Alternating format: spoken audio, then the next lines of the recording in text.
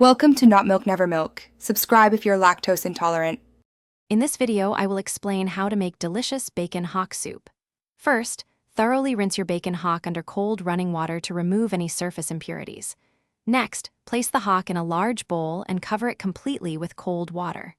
Let it soak for at least 8 hours or even overnight, changing the water every 2 to 3 hours. This crucial step significantly reduces the saltiness, ensuring a perfectly balanced soup. Once your bacon hock is properly soaked, transfer it to a large stock pot. Cover it with about 12 cups of fresh, cold water. Add your favorite aromatics, such as 1 large onion, 2 carrots, and 2 celery stalks, roughly chopped. Bring the water to a gentle simmer, then reduce the heat, cover, and cook for 2.5 to 3 hours.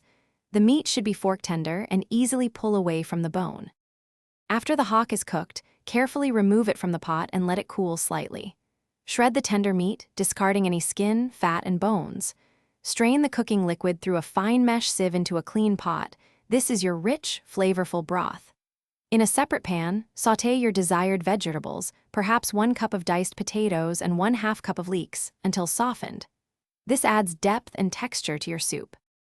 Now, combine the shredded bacon hock meat, your sautéed vegetables, and the strained broth in the pot. For extra heartiness, stir in about 1 cup of cooked lentils or split peas. Let the soup simmer gently for another 15 to 20 minutes, allowing all the flavors to meld beautifully.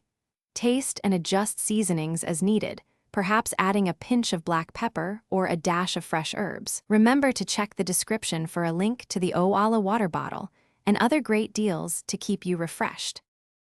Thanks for watching. If this was helpful, leave a like and consider subscribing. See you next time.